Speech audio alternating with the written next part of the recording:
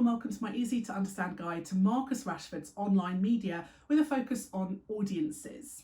This video is going to be particularly relevant for you if you are studying AQA GCSE Media Studies, as Marcus Rashford appears as a set text currently on that specification.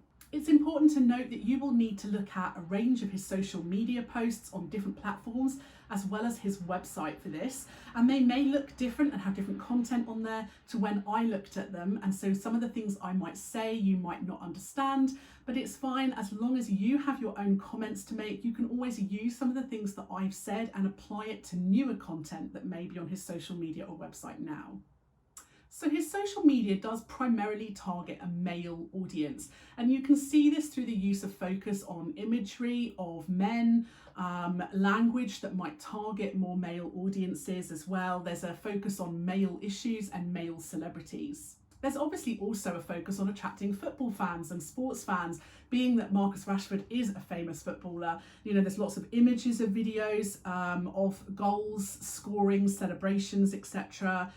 There's also lots of focus on including other famous footballers in his posts, pictures and videos.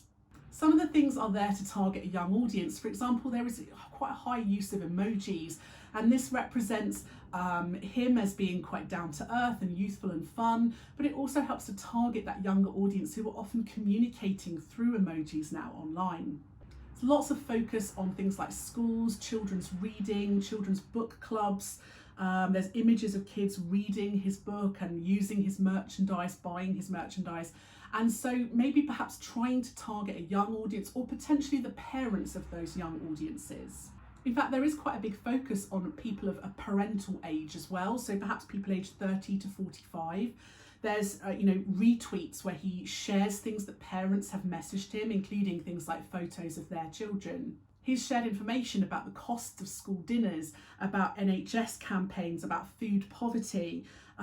He shares a lot of posts about his own mum and how he grew up in particular circumstances, which a lot of parents will be able to relate to. He shares a lot of content that is focused on regional areas of Britain, such as certain parts of Manchester and some areas of London. Because these areas have a huge number of people living in them from very working class backgrounds, people who do suffer from poverty, people who do rely on food banks. And so because they are issues that he's very much involved in, targeting those working class audiences through his social media posts is quite helpful.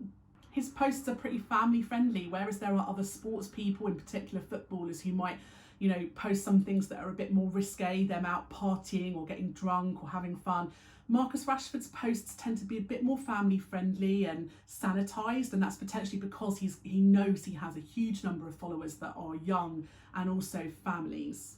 He also does quite a lot of content that helps to try and engage and target black or minority ethnic audiences too.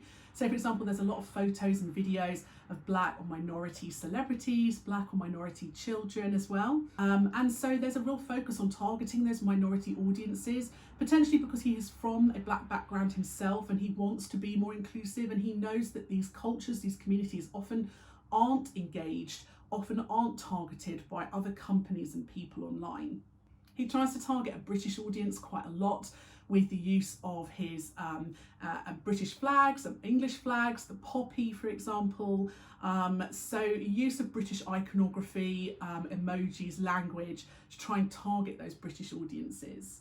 His social media obviously offers a lot of chances for social interaction with fans. Lots of people want to tweet him, want to post direct messages to him on Instagram and things, and he will often reshare stuff that they've sent him.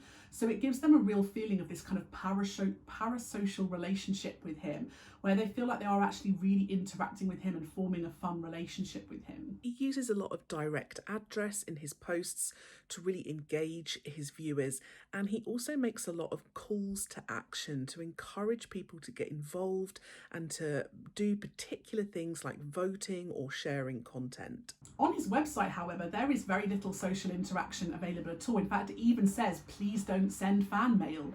And I suppose that's because he's trying to suggest that this is not about him, it's about the messages that he wants to get across. Some audiences might take this the wrong way though. They might want to interact with him and they might see this as him being quite standoffish perhaps.